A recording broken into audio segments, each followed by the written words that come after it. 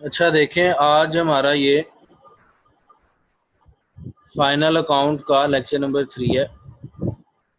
इसमें हम कुछ कॉमन एडजस्टमेंट्स देखेंगे जो नॉर्मली यूज़ होती हैं इसमें, और फिर उसकी प्रैक्टिस के लिए क्वेश्चन देखेंगे।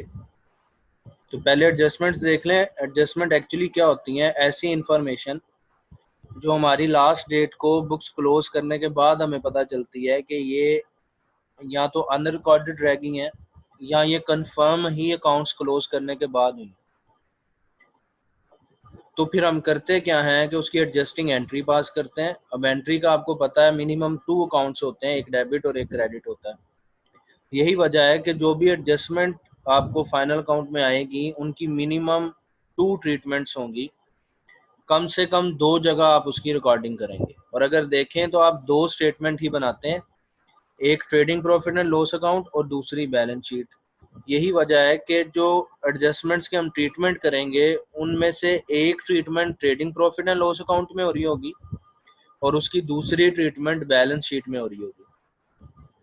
तो उन्हीं की हम अब ट्रीटमेंट डिस्कस कर लेते हैं कि ट्रीटमेंट हमने कौन सी एडजस्टमेंट की कहाँ करनी है। तो देखें, इस नंबर 1 है क्लोजिंग स्टॉक, जो हमने लास्ट टाइम भी पढ़ लिया था कि क्लोजिंग स्टॉक अगर टेबल से बाहर गिवन हो, यानी अगर एडजस्टमेंट में गिवन हो, तो फिर इसकी 2 जगह ट्रीटमेंट करेंगे हम। पहली देखें, ट्रेडिंग अकाउंट में इसकी ट्रीटमेंट होगी कहाँ होगी? Credit side after sale. यानी अगर आपको याद हो तो ट्रेडिंग अकाउंट यानी जो पहला पोर्शन होता है trading profit and loss account का, उसकी क्रेडिट साइड में सबसे पहले हम सेल लिखते हैं, फिर उसके नीचे क्लोजिंग स्टॉक लिखते हैं। तो एक ट्रीटमेंट इसकी ये आ जाएगी और दूसरी ट्रीटमेंट आ जाएगी इसकी बैलेंस शीट एसेट्स में। इट मीन्स कि अगर आपको क्लोजिंग स्टॉक एडजस्टमेंट में गिवन हुआ तो हम एक दफ़ा उसे ट्रेडिंग अकाउंट की क्रेडिट साइड पे लिखेंगे सेल के नीचे, और दूसरी ट्रीटमेंट हम इसकी बैलेंस शीट में करेंगे एसेट वाली साइड। सेकंड एडजस्टमेंट देखें, डेप्रिसिएशन की। अगर क्वेश्चन में डेप्रिसिएशन की एडजस्टमेंट गिवन हो तो क्या करना है? तो पहली ट्रीटमेंट देखें, प्रॉफिट एंड लॉस अकाउंट में इसकी ट्रीटमेंट होगी, और कहाँ होगी? इनडायरेक्ट एक्सपेंस में, यानी प्रॉफिट एंड लॉस अकाउंट की डेबिट वाली साइड। तो वहाँ हम डेप्रिसिएशन की एक ट्रीटमेंट करेंगे, और दूसरी ट्रीटमेंट आ जाएगी बैलेंस शीट में, वो हम करेंगे लेस फ्रॉम पार्टिकुलर एसेट, यानी जिस एसेट पर एडजस्टमेंट हुई उसी एसेट की वैल्यू में से माइनस कर दिया करेंगे डेप्रिसिएशन की अमाउंट। तो सेम इसी तरह डेप्रिसिएशन की एडजस्टमेंट की 2 ट्रीटमेंट्स याद रखनी है। पहली तो है प्रॉफिट एंड लॉस अकाउंट में एक्सपेंस के तौर पे लिखना है, इनडायरेक्ट एक्सपेंस के तौर पे। और दूसरी ट्रीटमेंट क्या है कि जिस एसेट पर डेप्रिसिएशन होगी, ज्यूम करते हैं फर्नीचर पर डेप्रिसिएशन है, तो फर्नीचर क्योंकि एसेट है तो इसे जब बैलेंस शीट एसेट साइड पे लिखने लगेंगे तो उसमें से डेप्रिसिएशन की अमाउंट माइनस करने के बाद वैल्यू लिखेंगे।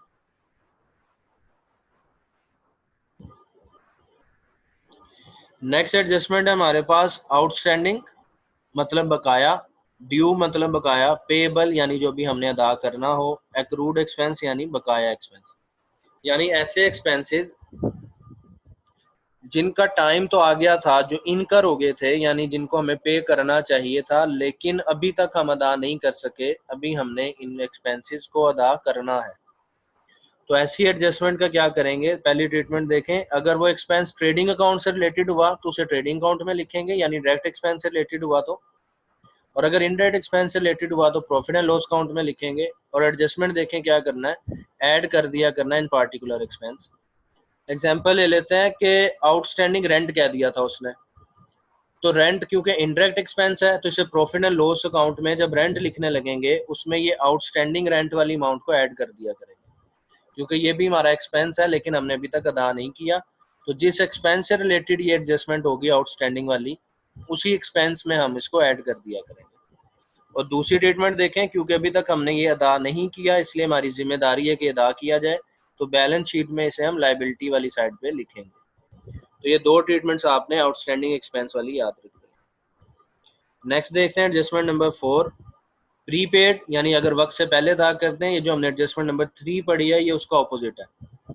इस तरह पेड इन एडवांस एक्सपेंस, ऐसा खर्चा जो वक्त से पहले हम अदा कर दें, या अनएक्सपायर्ड एक्सपेंस, ऐसा खर्चा एक्सपायर का ताल्लुक होता है टाइम पीरियड से, यानी ऐसा एक्सपेंस जिसका भी टाइम नहीं आया था, अदा करने का टाइम नहीं आया था लेकिन हमने वक्त से पहले अदा कर दिया। तो फिर ऐसे एक्सपेंस का क्या करना है? सेम फिर से वही बात कि जिस एक्सपेंस से रिलेटेड हो, अगर डायरेक्ट एक्सपेंस हुआ तो ट्रेडिंग अकाउंट में इसकी ट्रीटमेंट जाएगी, अगर इनडायरेक्ट एक्सपेंस से रिलेटेड हुआ तो प्रॉफिट एंड लॉस में ट्रीटमेंट जाएगी। और करेंगे क्या, क्योंकि वक्त से पहले अदा कर चुके हैं इसलिए हम इसे लेस कर देंगे, तो इसकी ट्रीटमेंट आ जाएगी लेस फ्रॉम पार्टिकुलर एक्सपेंस।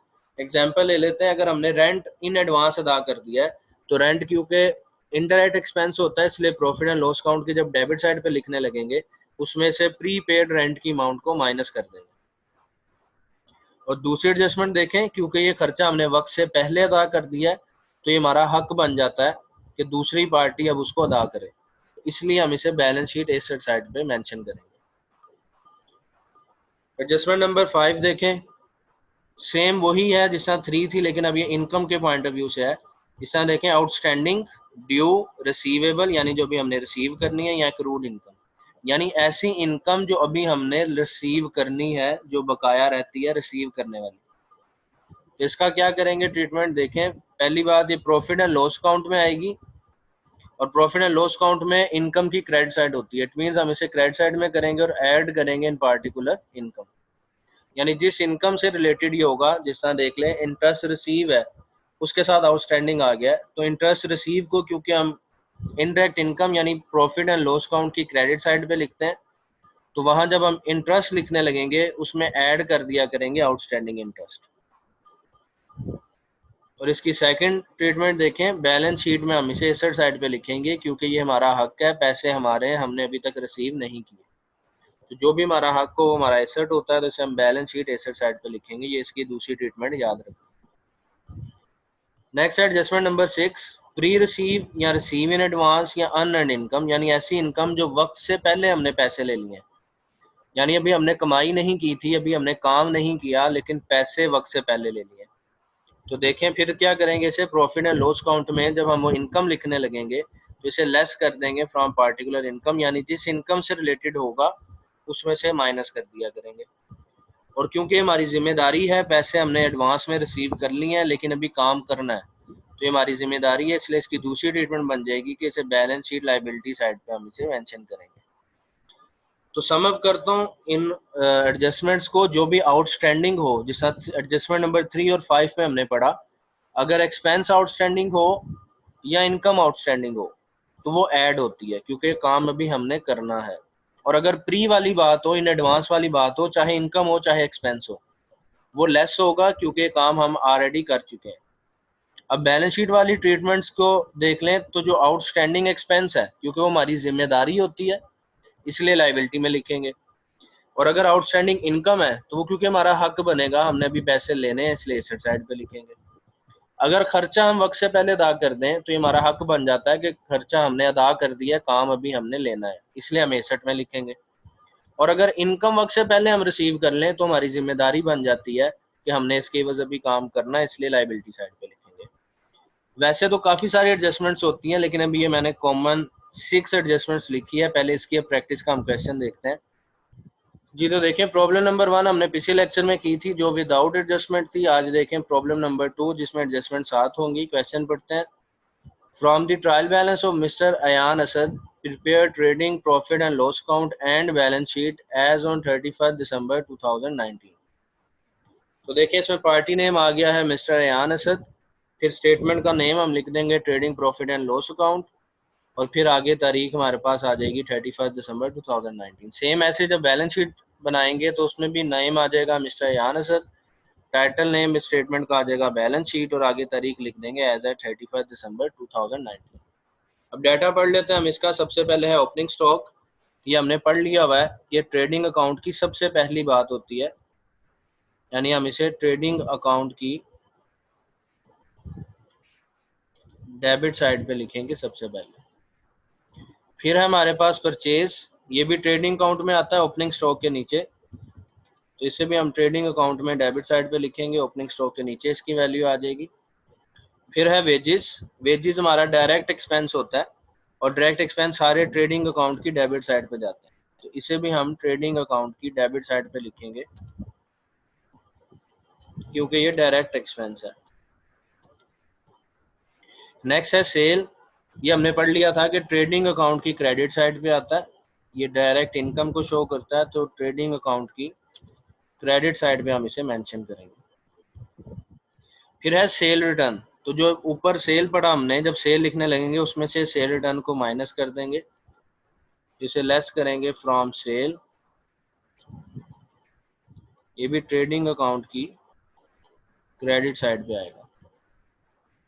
फिर है कैपिटल, इसे हमने पढ़ा था, ये बैलेंस शीट में आता है और बैलेंस शीट में लायबिलिटी साइड पे हेडिंग आती है ओनर्स इक्विटी, ये उसमें हम मेंशन करेंगे इसको।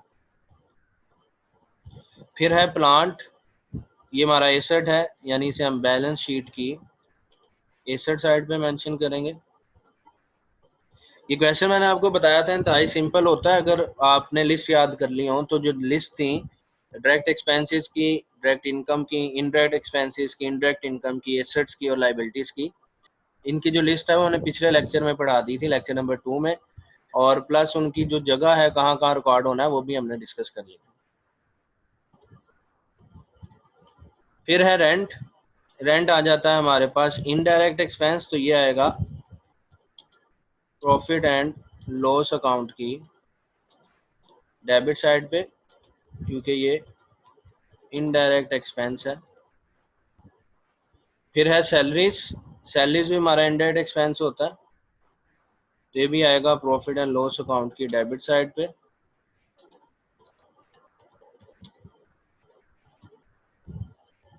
फिर है AR, AR मीन्स है अकाउंट्स रिसीवेबल, यानी ऐसे लोग जिनसे हमने पैसे लेने हैं, तो ये हमारा एसेट होते हैं, तो हम इसे शो करेंगे एसेट साइड पे बैलेंस शीट में। फिर है accounts payable, AP means accounts payable, यानी ऐसे लोग जिनके पैसे हमने अदा करने हैं, तो ये हमारी जिम्मेदारी है, इसे मेंशन करेंगे हम लायबिलिटी साइड पे बैलेंस शीट में।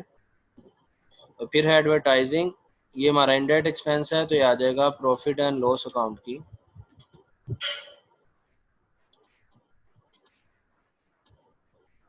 डेबिट साइड पे।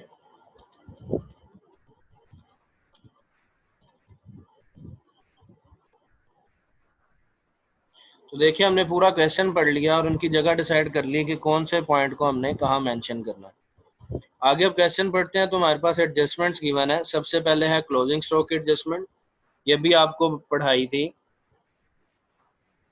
कि एक इसे मेंशन करते हैं हम ट्रेडिंग अकाउंट की क्रेडिट साइड पे,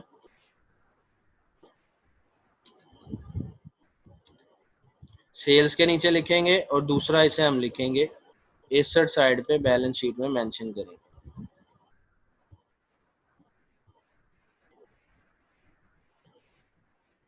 तो दो ट्रीटमेंट इसकी याद रखनी है, हर एडजस्टमेंट की दो ट्रीटमेंट्स होंगी।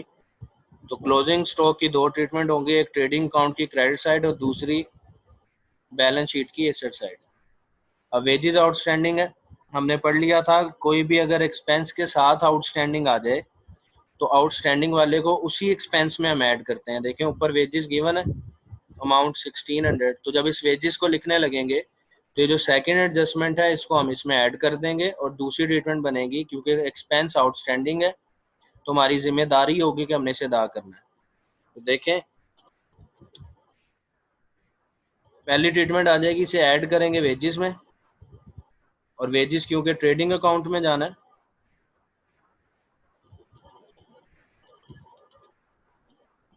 और दूसरी ट्रीटमेंट इसकी बैलेंस शीट वाली आ जाएगी कि हमारी लायबिलिटी है, हमारी जिम्मेदारी है कि अभी हमने इसे अदा करना है, तो बैलेंस शीट में हम इसे दूसरी ट्रीटमेंट करेंगे। फिर है डेप्रिसिएशन ऑफ प्लांट 5%, यानी प्लांट पे डेप्रिसिएशन है, तो डेप्रिसिएशन की एडजस्टमेंट हमने पढ़ा था कि एक तो ये इनडायरेक्ट एक्सपेंस होता है, तो इसे इनडायरेक्ट एक्सपेंस में शो करेंगे प्रॉफिट एंड लॉस अकाउंट में। एक ट्रीटमेंट ये आ जाएगी हमारे पास, और दूसरी ट्रीटमेंट डेप्रिसिएशन की पड़ी थी कि जिस एसेट से रिलेटेड ये हो बैलेंस शीट में जाके उसी में से माइनस कर देते हैं। तो डेप्रिसिएशन क्योंकि प्लांट पे है तो लेस करेंगे फ्रॉम प्लांट, जब बैलेंस शीट एसेट साइड पे हम इसे लिख रहे होंगे। तो तीन एडजस्टमेंट थी हमारे पास, उसकी हमने दो दो एडजस्टमेंट्स देख ली। अब हम चलते हैं सोल्यूशन की तरफ। अगर इस क्वेश्चन का सोल्यूशन देखें तो सबसे पहले हमने नेम लिख दिया मिस्टर अयान असद, जो पार्टी नेम गिवन था।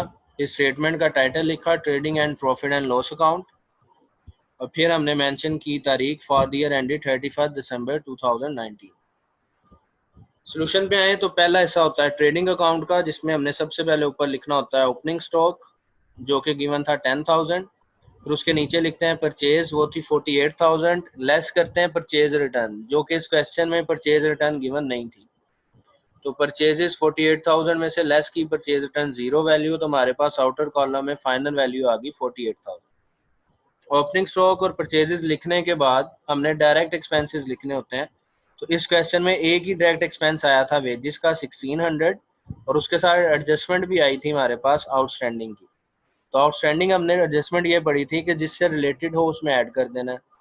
तो वेजेस आउटस्टैंडिंग थी 400, तो वेजेस की अपनी वैल्यू लिखी 1600 और उसमें ऐड कर दिया हमने आउटस्टैंडिंग का 400, तो फाइनल वैल्यू आ गई हमारे पास 2000।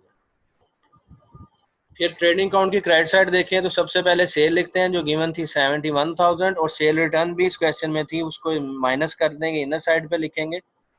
तो लेस किया हमने सेल्स रिटर्न 2100, तो 71,000 में से 2100 माइनस करने के बाद फाइनल वैल्यू आ गई हमारे पास 68900 नेट सेल्स की। और फिर हमने लिखा क्लोजिंग स्टॉक, क्योंकि क्लोजिंग स्टॉक एडजस्टमेंट में गिवन था, तो हमने इसकी ट्रीटमेंट पढ़ी थी कि इसे क्रेडिट साइड पे सेल्स के नीचे भी लिखते हैं और बैलेंस शीट में भी लिखेंगे। तो एक ट्रीटमेंट हमने यहाँ कर दी कि क्लोजिंग स्टॉक को सेल्स के नीचे 10,000 मेंशन कर दिया। इतना काम करने के बाद हमने देखा कि जो सेल और क्लोजिंग स्टॉक वाली वैल्यू है वो बड़ी है, यानी 68,900 10,000। अगर इसका टोटल करें तो ये बड़ी वैल्यू आती है, जबकि एक्सपेंस वाली साइड देखें तो उसमें 10,000 48,000 2,000 इसका टोटल करें तो हमारे पास आ जाता है 60,000। तो क्योंकि इनकम वाली साइड की अमाउंट ज़्यादा है 78,900, तो यही टोटल हम लिखेंगे इनकम साइड वाली टोटल में भी और एक्सपेंस वाले टोटल में भी। तो जो बड़ा टोटल है उसे दोनों तरफ लिखेंगे।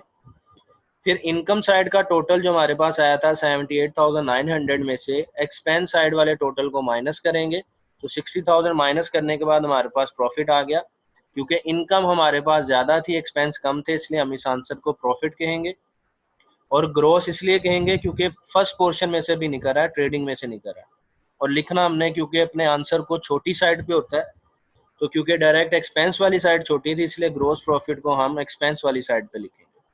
फिर इसी प्रॉफिट को हम ट्रांसफर कर देंगे नेक्स्ट स्टेटमेंट हमारे नेक्स्ट पार्ट में प्रॉफिट एंड लॉस में। तो क्योंकि प्रॉफिट इनकम है इसलिए इसे क्रेडिट वाली साइड पे इनकम वाली साइड पे ट्रांसफर करेंगे। तो देखें उसी प्रॉफिट को हमने प्रॉफिट एंड लॉस में इनकम वाली साइड पे ट्रांसफर कर दिया 18,900। फिर अगर इनडायरेक्ट एक्सपेंस देखें तो हमारे पास एक एक्सपेंस था रेंट का 4,000, फिर सैलरीज थी 7,500, फिर ये डेप्रिसिएशन एडजस्टमेंट में गिवन थी, ये डेप्रिसिएशन थी प्लांट पे 5%, तो प्लांट की वैल्यू थी 12,000। तो देखें इसकी वर्किंग हमने कर ली, प्लांट की वैल्यू ली 12,000, उसके ऊपर 5% मल्टीप्लाई 5/100 किया, तो डेप्रिसिएशन की अमाउंट निकल आई 600। डेप्रिसिएशन की एडजस्टमेंट के बारे में हमने पढ़ा था कि एक ट्रीटमेंट इसकी होती है इनडायरेक्ट एक्सपेंस, तो ये वो हमने ट्रीटमेंट कर ली, इसे इनडायरेक्ट एक्सपेंस में लिख दिया। दूसरी ट्रीटमेंट हम करेंगे जब इसकी बैलेंस शीट बनाएंगे। फिर है एडवर्टाइजमेंट, ये हमारे पास लास्ट एक्सपेंस गिवन था, ये भी इनडायरेक्ट होता है। इतना लिखने के बाद हमने देखा कि एक्सपेंस वाली साइड का टोटल अभी भी छोटा आ रहा है हमारे पास, 4,000 है, 7,500 है, फिर 600 है, फिर 2,400 है। यानी अगर हम इसका टोटल करें तो 14,500 टोटल आएगा हमारे पास इनडायरेक्ट एक्सपेंस का। जबकि इनडायरेक्ट इनकम वाली साइड पे देखें जो बैलेंस प्रॉफिट का ट्रांसफर किया था वो अमाउंट ज़्यादा है, वो 18,900। तो फिर से वही बात, बड़ी साइड का टोटल दोनों तरफ लिखेंगे, इसलिए 18,900 को ही हमने दोनों टोटल में लिख लिया। फिर 18,900 में से जब हमने माइनस किया इनडायरेक्ट एक्सपेंस का टोटल, तो हमारे पास डिफरेंस आ गया 4,400, जिसको हम फिर से प्रॉफिट कहेंगे क्योंकि हमारी इनकम ज़्यादा थी एक्सपेंस कम था, इसलिए प्रॉफिट होगा। लेकिन इस दफ़ा इस प्रॉफिट को हम नेट प्रॉफिट कहेंगे, जो कि फिर से छोटी साइड पे मेंशन करेंगे क्योंकि छोटी साइड हमारे पास इनडायरेक्ट एक्सपेंस वाली थी, इसलिए यहाँ मेंशन करेंगे। और इस प्रॉफिट को हमने ट्रांसफ़र कर देना होता है balance sheet capital owners equity में। अब नेक्स्ट हम बैलेंस शीट देखते हैं। अगर इस क्वेश्चन की बैलेंस शीट देखें तो मिस्टर अयान असद नेम आ जाएगा सबसे पहले, फिर बैलेंस शीट टाइटल स्टेटमेंट का, फिर एज एट दिसंबर 31, 2019। अब बैलेंस शीट देखें तो एक साइड पे एसेट्स हैं, दूसरी साइड पे लाइबिलिटीज हैं। एसेट में सबसे पहले हमारे पास प्लांट था 12,000 का, जिसके साथ डेप्रीसिएशन की एडजस्टमेंट भी थी। तो डेप्रीसिएशन हमने ऊपर वाली स्टेटमेंट बनाते हुए कैलकुलेट की थी, 600 वैल्यू निकली थी। तो डेप्रीसिएशन को हमने पढ़ा था कि जिस एसेट पर हो उसमें से माइनस कर देते हैं। तो प्लांट की वैल्यू थी 12,000, उसमें से माइनस कर देंगे हम डेप्रीसिएशन की अमाउंट 600। तो 12,000 में से 600 माइनस करने के बाद हमारे पास वैल्यू आ जाएगी 11,400। इसी तरह मजीद दो एसेट्स हमारे पास गिवन थे, एक अकाउंट्स रिसीवेबल 14,000 से और एक क्लोजिंग स्टॉक एडजस्टमेंट में गिवन था, जो कि हमने पढ़ लिया था। एक दफ़ा सेल के साथ लिखेंगे जो ऊपर हम लिख चुके हैं, और दूसरी दफ़ा बैलेंस शीट एसेट में लिखेंगे। अब आते हैं लाइबिलिटी साइड पे। तो उधर हमारे पास अकाउंट्स पेबल था 14,000 और एक आउटस्टैंडिंग वेजेस थी जो एडजस्टमेंट में गिवन थी। ये उसकी दूसरी ट्रीटमेंट हम यहाँ पे करेंगे, क्योंकि आउटस्टैंडिंग वेजेस एक्सपेंस बकाया रहता है, अभी तक हमने अदा नहीं किया। तो जो एक्सपेंस हमने अदा ना किया वो हमारी जिम्मेदारी होती है, इसलिए हमने आउटस्टैंडिंग वेजेस की 400 अमाउंट जो एडजस्टमेंट में गिवन थी उसे हमने लाइबिलिटी साइड पे लिखा। इसके अलावा मजीद कोई लाइबिलिटी नहीं थी, तो हमने ओनर्स इक्विटी की हेडिंग दी, उसमें कैपिटल लिखा जो गिवन था, और उसमें ऐड कर दिया नेट प्रॉफिट, जो पिछली स्टेटमेंट का फाइनल आंसर हमारे पास निकला था।